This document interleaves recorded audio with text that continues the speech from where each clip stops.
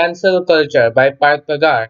According to Wikipedia, cancel culture is a modern form of ostracism in which someone is thrust out of social or professional circles, either online, on social media, in the real world, or both.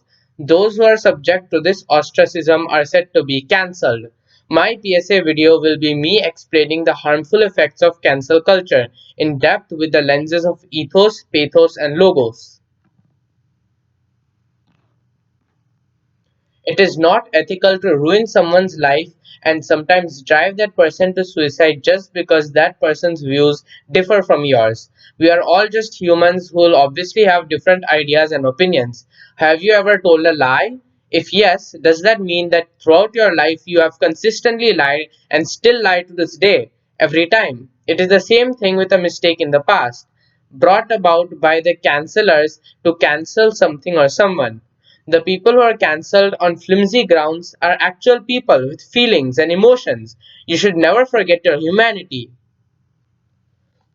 It is logical for you to have an opinion, not to listen to someone that you don't like, but you should not be able to boycott them, stopping their freedom of speech, because it removes the option of listening to that person by the people who actually want to listen to him.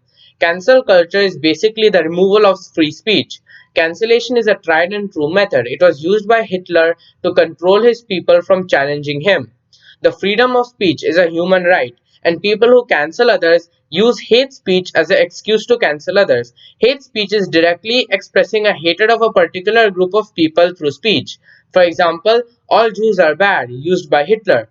People are getting cancelled just for cosmetic changes, not even speech, just because you offended some constantly apologetic and on the edge person on Twitter.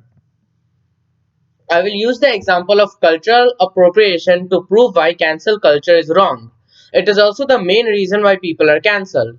For example, Miley Cyrus for twerking, a dance form, and having dreadlocks, a hairstyle worn mostly by African Americans, Beyonce for wearing a dress in a music video worn mostly by Indians, Grimes for literally putting a dot on her forehead, again worn mostly by Indians, etc.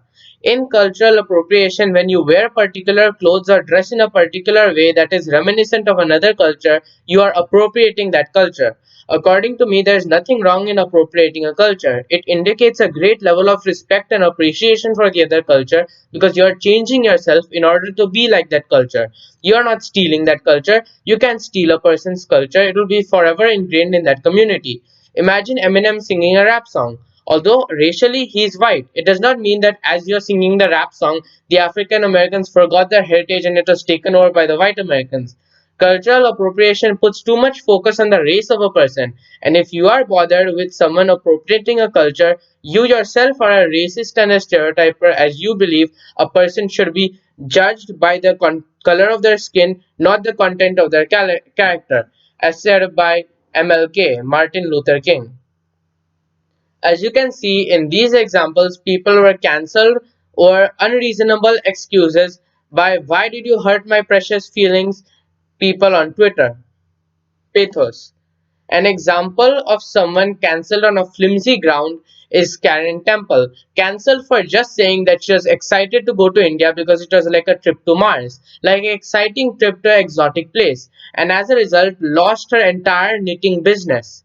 Another example of someone cancelled was Adam Smith, cancelled by the radical right wing because he protested for gay marriage and called Chick-fil-A a horrible corporation for not supporting gays. He was then fired from his job, lost his house, ran out of money, qualified for food stamps, and even contemplated suicide until his situation improved after landing a high paying job.